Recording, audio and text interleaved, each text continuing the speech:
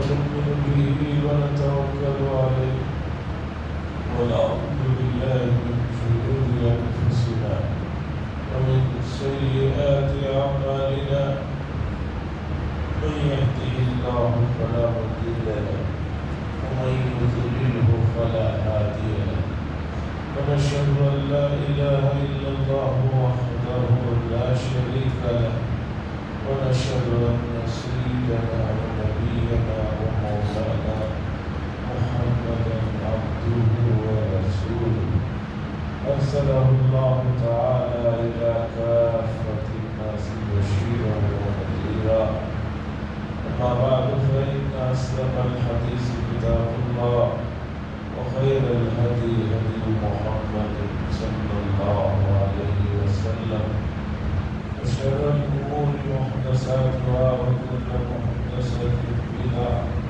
وكل بدعة ضلالة وكل ضلالة في النار. قال الله تبارك وتعالى في القرآن المجيد والفرقان المبين الذين يؤمنون بالغيب ويقيمون الصلاة ومما رزقناهم ينفقون. قال تعالى يوم يحمى عليها في نار جهنم فتكوى بها جباههم وجنوبهم وظهورهم هذا ما كنزتم لأنفسكم فذوقوا ما كنتم تكنزون. وقال صلى الله عليه وسلم بني الإسلام على خمس شهادة أن لا إله إلا الله وأن محمدا رسول الله وإقام الصلاة وإيتاء الزكاة أو كما قال صلى الله عليه وسلم. عزیزان محترم، ماہ مبارک کا آخری اشرا ہے. ہم نہیں کہہ سکتے کہ آئندہ جمعہ ہمیں ملے گی ماہ مبارک کی یا نہیں، کیونکہ آئندہ جمعہ اگر ملتی ہے تو وہ 30واں روزہ ہوگا، اور ہم نہیں کہہ سکتے کہ بھی 30 روزے ملیں گے یا 29 ہی رہیں گے. یہ امکانات تو ہیں کہ انشاءاللہ اگلی جمعہ بھی رمضان المبارک ہی کی ہوگی، لیکن چاند کے سلسلے میں ناسا جیسی 37 کمپنی جو مستقل چاند پر اور دوسرے آسمان کے گیلیکسیز پر کام کرتی ہے، وہ لوگ بھی حیران ہوتے ہیں کہ ہمارے کیلکولیشن کے حساب سے آج چاند نکلنا چاہیے لیکن نکلتا ہے. اب آپ پوچھیں گے کہ چاند سے ان کو کیا مسئلہ، چاند کے سلسلے میں اتنی وہ کیوں فکر کرتے ہیں؟ وہ اس لیے فکر کرتے ہیں کہ امریکہ کے آدھے سے زیادہ بحری اڈے، بڑے بڑے فوجی جو جہاز ہوتے ہیں وہ سمندر میں ہیں، اور چاند کی تاریخوں میں سمندر پر بڑا اثر پڑتا ہے. چاند کی تاریخوں سے سمندر پر بڑا اثر پڑتا ہے. پانی میں بند و جزر، اس کے چاند کی تاریخوں کا اس پر بڑا اثر. تو اس لیے ناسا والے، امریکہ والے مستقل چاند کی فکر میں رہتے ہیں، کب ڈوب رہا ہے، کب نکل رہا ہے، تاکہ ان کے کروڑوں اربوں ڈالر کی جو پانی کی جہازیں سمندر میں ہیں وہ کوئی مشکل اور پریشانی میں نہ آ جائے. اس لیے ان کو چاند کی فکر، ان کو اس لیے فکر نہیں کہ مسلمانوں کا رمضان کب آ رہا ہے، کب جا رہا ہے، شوال کب آ رہا ہے، اس لیے نہیں، ان کو اس لیے فکر. تو اس لیے وہ چاند کے اوپر مسلسل ریسرچ کرتے رہتے ہیں، اور چاند کے سلسلے میں انہیں اپڈیٹ ہونا بہت ضروری رہتا ہے. انسان کا علم بہت محدود ہے. انسانوں کو جو علم دیا گیا ہے وَمَا أُوتِيتُم مِّنَ الْعِلْمِ الا قلیلا، نہیں دیا گیا ہے تمہیں مگر تھوڑا. قلیلاً میں بھی نکرہ دو زبر کے ساتھ قلیلاً جب پڑھتے ہیں تو اس کا مفہوم ہوتا ہے بہت تھوڑا علم دیا گیا. اس چیز کا احساس ہر آدمی کو ہوتے رہتا ہے کہ 10 سال پہلے اس کی جو سوچ رہتی ہے 10 سال کے بعد وہ بدل جاتی ہے. خود کوئی انسان اپنے بارے میں بھی نہیں کہہ سکتا ہے کہ میرا مزاج کیا ہے، اسے خود اپنے مزاج کے بارے میں نہیں معلوم. تو یہ تو انسانوں کے علم کا عالم ہے. تو ماہ مبارک کی یہ جمعہ ہو سکتا ہے کہ آخری جمعہ ہو سکتا ہے کہ ایک اور جمعہ مل جائے. ماہ مبارک کی جمعہ ہو، آخری عشرے کی جمعہ ہو، تو اس کے اندر فضل و کمال نورانیت تو بڑھ جاتی ہے. ماہ مبارک کی جمعہ ہے، یہی بڑی بات ہے. جمعہ ہے، یہ ایک بات ہے. اور تیسرے عشرے کی جمعہ ہے، یہ اور ایک بات ہے. اتنی ساری خوبیاں اس میں جمع ہو جاتی ہیں. لیکن امت مسلمہ کا عالم یہ ہے کہ کوئی سی بھی جمعہ ہو، کوئی سا بھی مہینہ ہو، وہ بدلنے کا ان کا پروگرام نہیں. انہوں نے طے کر لیا ہے رمضان کی جمعہ ہو یا کسی اور مہینے کی جمعہ ہو، ہمیں جو ہے مسجدوں میں کم سے کم وقت کے لیے جانا ہے، آخری وقت میں جانا ہے اور پہلے وقت میں نکلنا ہے. یہ امت کا جو تھوڑا بہت دیندار نماز پڑھنے والا طبقہ ہے اس نے یہ طے کر لیا. بہت سے لوگوں کو جمعہ کی اذان سننے کے بعد یاد آتا ہے کہ مجھے کٹنگ کرانا ہے. بہت سے لوگوں کو جمعہ کی نماز کے بعد یاد آتا ہے کہ دھوبی کے ہاتھ سے مجھے کپڑے لانا تھا. بہت سے لوگوں کو جمعہ کی نماز سننے کے بعد یاد آتا ہے بھئی گھر میں نماز پڑھ کر آ کر جو ہے تو کچھ اچھا کھانا ہے، تو بریانی کے لیے گوشت لانے جانا ہے اور بھی فلاں جگہ جانا ہے. ہوتے ہوتے ہوتے ہوتے بالکل آخر وقت میں مسجد میں لوگ پہنچتے ہیں اور اوپر سے یہاں لوگوں کی نماز نہ چھوٹ جائے، اسٹوڈنٹس کی، دوسرے لوگوں کی، ایک مسجد میں تھوڑا سا نماز کا وقت اور آگے رکھ دیا گیا ہے. اب لوگ جو ہے جمعہ کے لیے ہم جب جمعہ پڑھ کر جاتے ہیں تو وہ لوگ نیچے اترتے ہیں. اب ان کو جو ہے جمعہ کی فکر شروع ہوتی ہے، وہ پھر آخر وقت میں جاتے ہیں. رسول اللہ صلی اللہ علیہ وسلم کے زمانے میں جمعہ جو ہے بالکل اولین وقت میں ہو جاتا تھا. 12:30 بجے زوال ہے، آج 12:30 بجے زوال تھا. زوال ہونے کے فوراً بعد 10-15 منٹ کے اندر جمعہ کی نماز رسول اللہ صلی اللہ علیہ وسلم کے زمانے میں ہو جاتی. اور زوال سے بہت پہلے صحابہ آ جاتے تھے. زوال ہوا، اذان ہوئی، 2 سنت پڑھے، 4 سنت پڑھی، اس کے بعد جو ہے رسول اللہ صلی اللہ علیہ وسلم خطبہ ہوتا تھا اور اس کے بعد نماز ہو جاتی.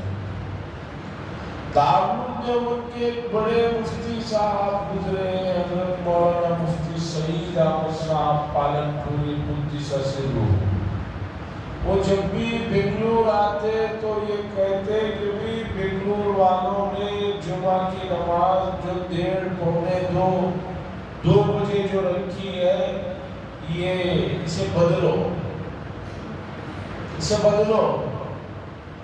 جمعہ 12:30 بجے اس کا وقت شروع ہو رہا ہے، 15 منٹ گیپ رکھ لو، پونے گھنٹے کو کر دو.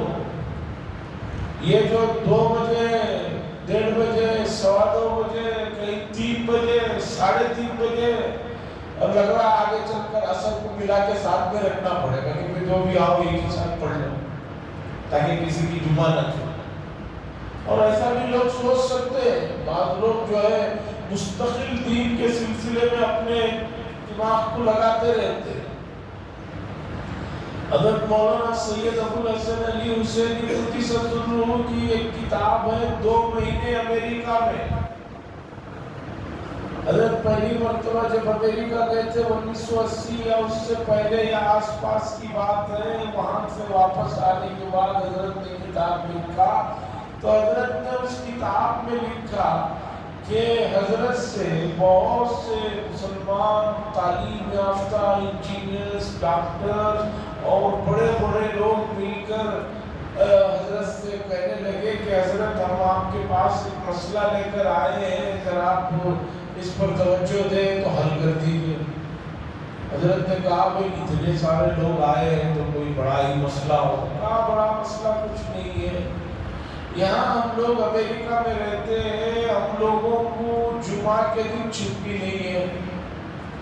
جمعہ کے دن چھٹی نہیں ہے، یہاں ہر کام کو اتوار کے دن چھٹی ہے.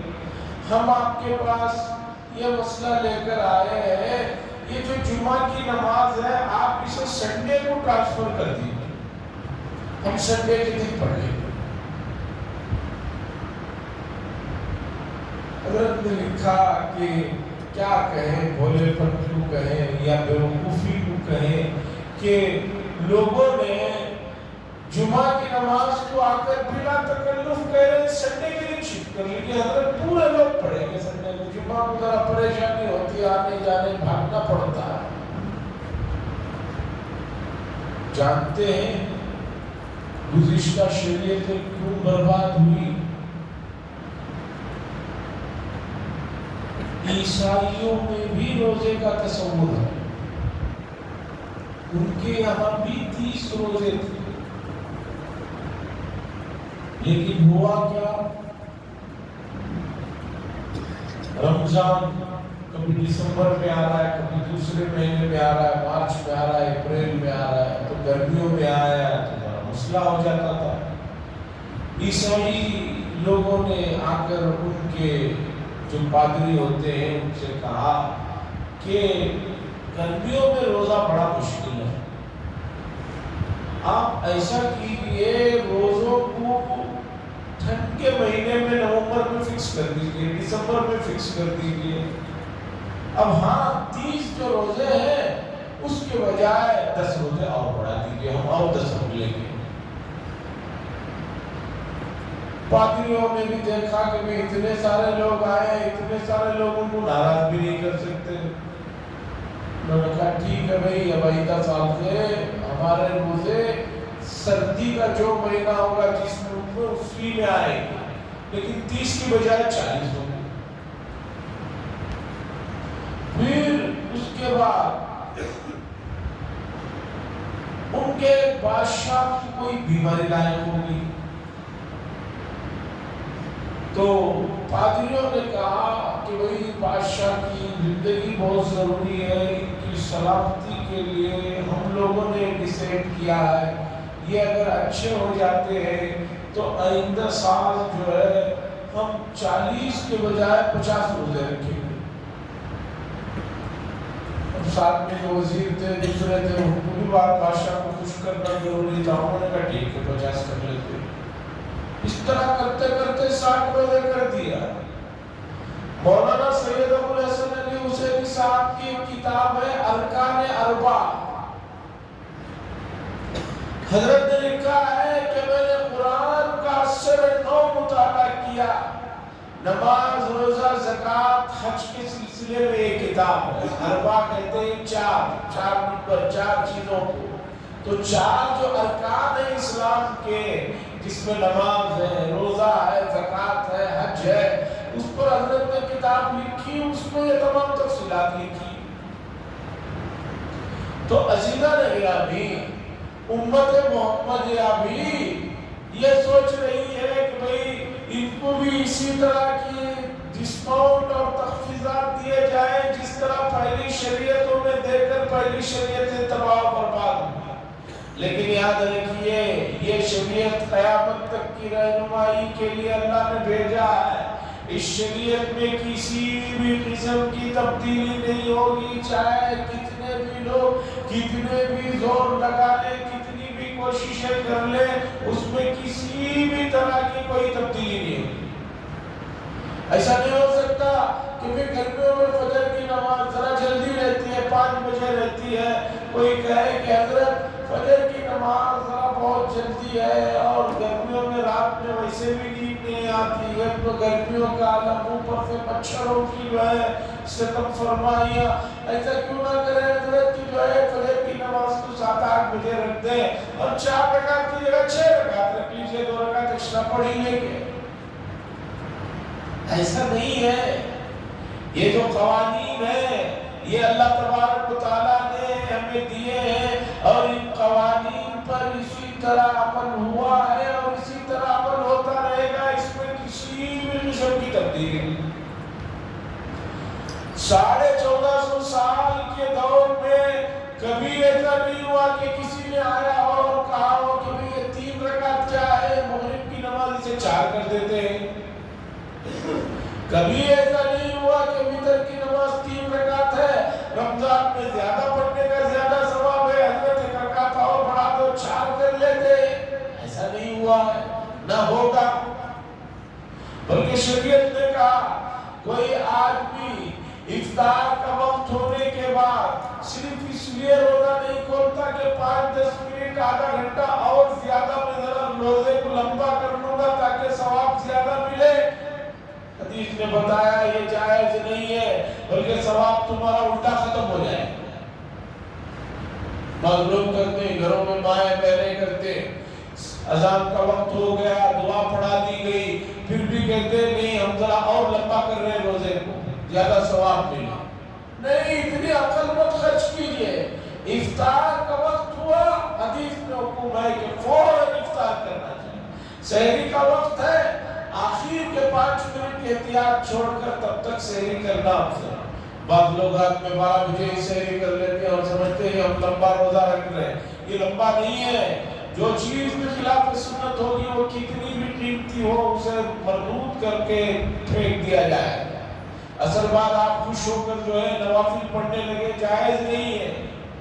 عزیزان گرامی، گزشتہ جمعہ یہ بات آپ کے سامنے آئی کہ ماہ مبارک میں ایک اور چیز جڑی ہوئی ہے نماز کے ساتھ، روزے کے ساتھ، وہ ہے عموماً لوگ زکوٰۃ نکالتے ہیں۔ زکوٰۃ کا تعلق رمضان کے ساتھ ہی ہے، ایسی کوئی بات نہیں ہے۔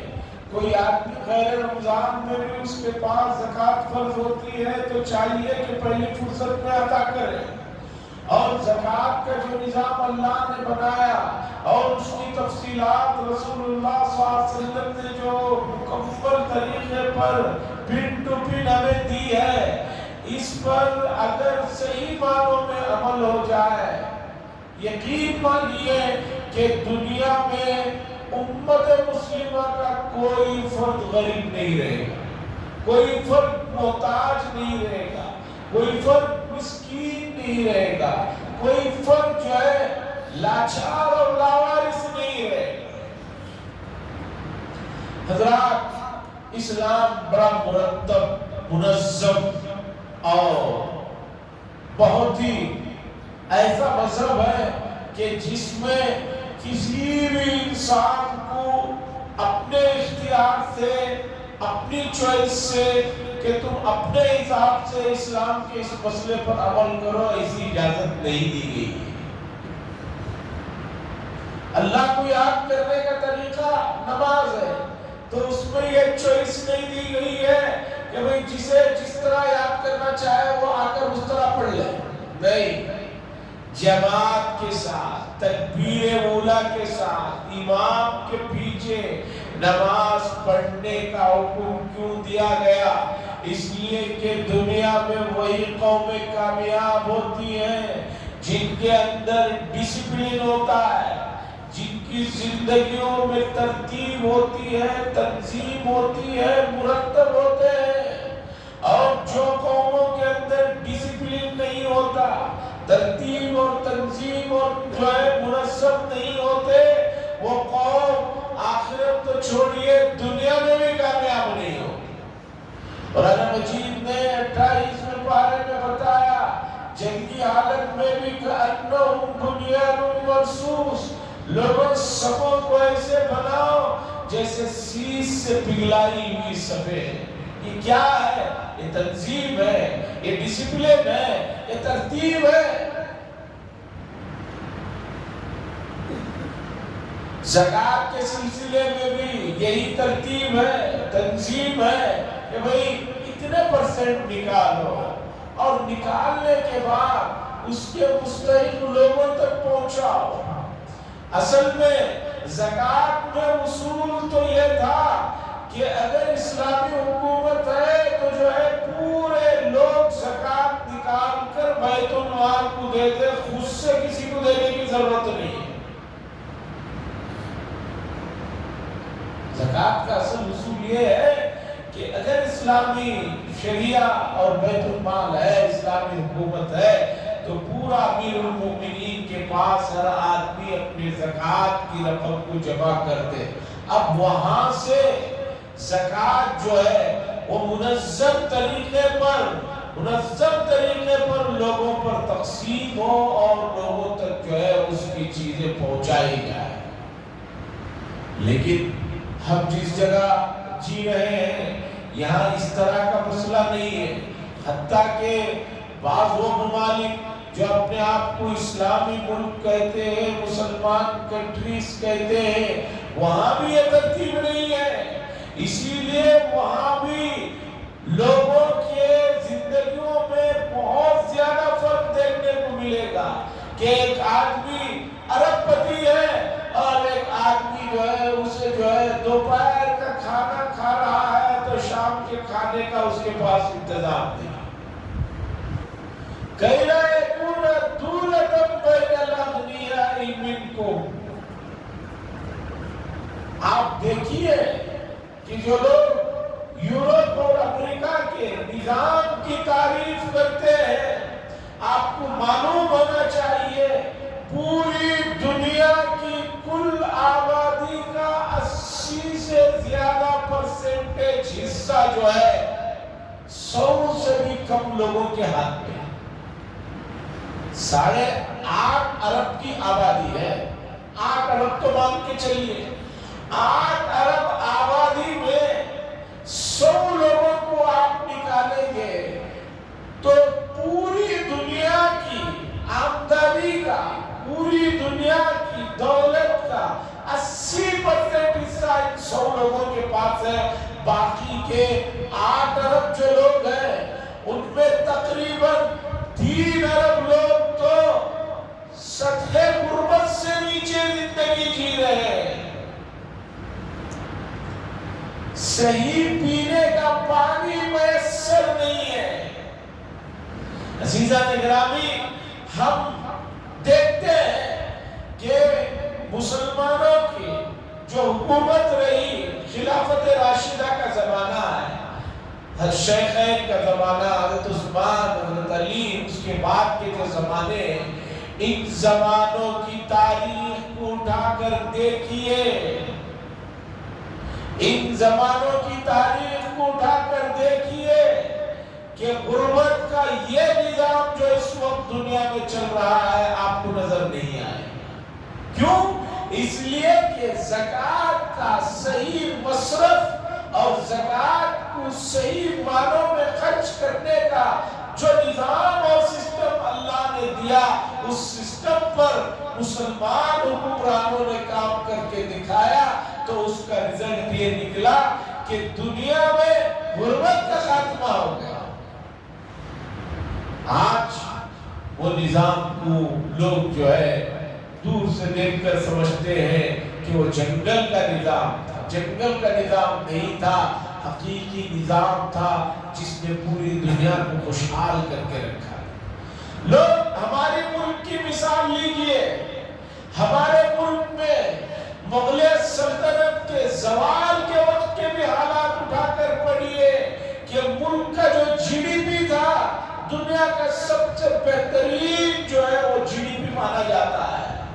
مغلیہ سلطنت کی تاریخ اٹھا کر پڑھیے کہ اس زمانے میں اگرچہ بہت سے بادشاہ بہت سی گمراہیوں میں بہت سے خرافات میں پڑ گئے تھے، اس کے باوجود جو ہے یہاں کا ہر آدمی کی فیکس آمدنی کتنی تھی؟ تھی اسے ذرا آپ دیکھیے، پرانے ریکارڈز آج بھی موجود ہیں۔ آج امریکی ڈالر جہاں 92 روپیز کے اوپر جا رہا ہے، اس زمانے میں آپ کے ملک کے 1 روپیہ دینے پر ویسے 100 سے 150 ڈالر آپ کو ملا کرتے تھے۔ اسلامی قوانین پر تھوڑا سا بھی عمل کرنے کا جب نتیجہ یہ ہے تو ایک مکمل اسلامی قوانین پر عمل کریں گے تو اس کا کیا رزلٹ اور کیا نتیجہ نکلے گا آپ سوچیں۔ عزیزان گرامی، ماہ مبارک تیزی سے رخصت ہو رہا ہے، جس مقصد کے لیے رمضان المبارک ہم پر فرض کیا گیا کہ تقوی آ جائے، تقوی کو حاصل کر لیں۔ تقوی کو حاصل کرنے کے سلسلے میں 2 اصول ہیں۔ ایک تو بدنی عبادت جس میں آپ کا جسم کو کام دیا گیا ہے، چاہے وہ نماز کی شکل میں ہو، روزے کی شکل میں ہو، اور ایک دوسری عبادت وہ ہے دل کے اندر ایک چیز جس کی محبت ضرورت سے زائد ہونے پر نقصان دہ ہو سکتی ہے، وہ مال کی محبت ہے۔ تو اللہ نے بتایا کہ اس مہینے میں خاص طور پر صدقہ خیرات کرو، مال کو نکالو، چاہے زکوٰۃ کی شکل میں ہو، صدقے کی شکل میں ہو، اور انفاق فی سبیل اللہ کی شکل میں ہو، اس لیے کہ یہ چیز جتنے مقدار سے زیادہ اگر آپ کے یہاں آ گئی تو آپ کے لیے نقصان دہ ہے۔ میٹھا بہت اچھی چیز ہے، ہر آدمی میٹھے کو پسند کرتا ہے، لیکن خون میں شوگر کو کوئی پسند نہیں کرتا، خون میں مٹھاپے کو کوئی پسند نہیں کرتا، کہتا ہے کہ نہیں مجھے میٹھا ہے، مجھے شوگر ہے، مجھے ذرا رہنے دیجیے۔ تو اسی طرح مال بڑی اچھی چیز ہے، قیمتی چیز ہے، اس میں کوئی شک نہیں، اس کی عزت اور احترام ضروری ہے، لیکن اتنی محبت کہ اس محبت سے آپ کے دل و دماغ پر، آپ کے حواس پر جو ہے سامنے لوگوں کی بے بسی اور غربت اور مجبوری نظر نہ آئے، یہ محبت جو ہے ختم کرنے والی۔ عزیزان گرامی، شریعت میں بڑے صاف اور واضح احکامات دیے ہیں، سمجھنے کے لیے لوگوں کو بہت سی چیزیں جو بڑی بڑی ہیں عبرت کی وہ آسانی سے سمجھ میں آ سکتے ہیں، لیکن ایک آدمی سمجھنا نہ چاہے، آنکھوں کو بند کر لے اور اللہ کے احکامات پر توجہ نہ دے تو سمجھیے کہ ایک اور پردہ اس کی آنکھوں پر، اس کے دل پر، اس کے دماغ پر پڑتا ہے، پردے پہ پردہ پڑتے رہتا ہے، پردے پہ پردہ پڑتا رہتا ہے،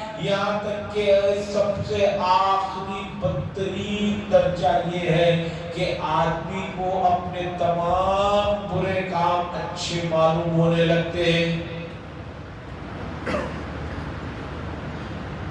حدیث میں آیا کہ لگاتار جو بندہ 3 جمعہ کی نماز غائب کرتا ہے،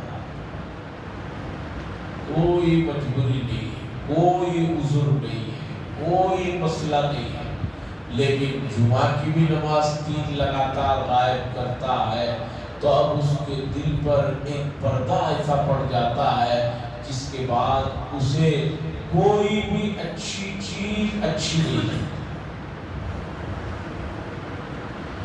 جتنے لوگ جمعہ پڑھنے آتے ہیں پورے مساجد میں، کان کھول کر آپ سن لیں، سمجھ لیں، اگر یہ سمجھ رہے ہیں آپ کے پوری امت مسلمہ جمعہ پڑھ رہی ہے تو بہت بڑی غلط فہمی میں ہے۔ جتنے لوگ جمعہ پڑھنے والے ہیں ایسے بہت سے ملیں گے جو جمعہ نہیں پڑھتے۔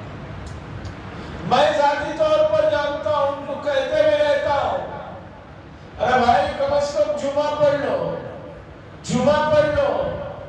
وہ کہتے ہیں رمضان کی جمعہ پڑھیں گے۔ آپ کون سی جمعہ پڑھیں گے؟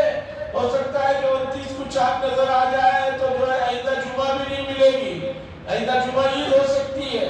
اگر چاند نظر آ جائے میں کہہ رہا ہوں، آئے گا نہیں آئے گا وہ اللہ بہتر جانتا ہے، ورنہ لوگ پکڑ لیں گے حضرت تو یہی بولے تو جمعہ میں چاند نظر آ رہا ہے، نظر کیوں نہیں آیا؟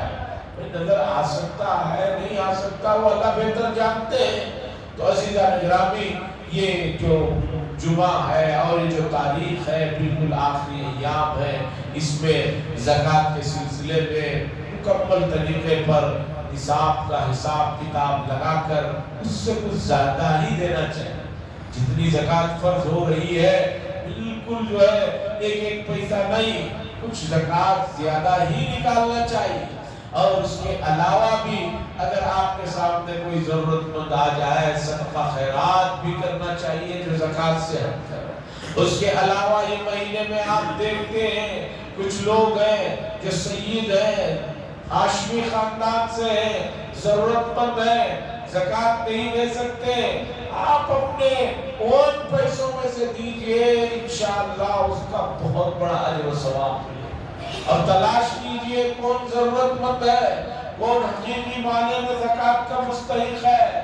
ایسا مت کیجئے، ہر سال ہر موقع پر کہتے رہتا ہوں کہ جو آدمی آپ کے سامنے پروفیشنل بھکاری بن کر آتا ہے، ہاتھوں میں پیروں میں پٹیاں باندھے ہوئے اور نشے میں دھت آتا ہے، اس کی صورت کو دیکھ کر آپ کو سمجھ میں نہیں آتا، آپ سمجھتے ہیں ضرورت مند ہے، حالانکہ اکثر وہ مانگنے والے جو ویل چیئر پر آتے ہیں اتنے پیے ہوئے رہتے ہیں کہ وہ کچھ ہوش ہی نہیں رہتا۔ آدمی دیکھتا ہے سنتا ہے آدمی ضرورت مند ہے، بالکل کنڈی تک نہیں اٹھا پا رہا ہے، جو ڈالا ہے وہ اتنی ڈالا ہے کہ وہ کہاں منڈی اٹھائے گا، آدمی سب اسی کو دیکھتا۔ ایسا مت کیجئے، آپ کے اپنے قریبی رشتہ دار ضرورت مند، آپ کے اڑوس پڑوس محلے میں، آپ کے آبائی گاؤں میں وطن میں جہاں بھی ضرورت مند ہے ان کو ڈھونڈیے، تلاش کیجئے، لے جا کر دیجئے۔ من التعفف، قرآن نے کہا بہت سے لوگ صرف جو ہے شرم کی وجہ سے اپنے ہاتھ کو نہیں پھیلاتے، ایسے لوگوں کو دینے پر اللہ کے ہاں بہت بڑا انعام اور اکرام ہے۔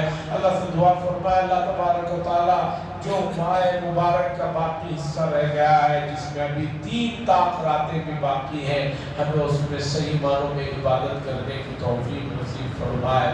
وآخر دعوانا الحمدللہ رب العالمین۔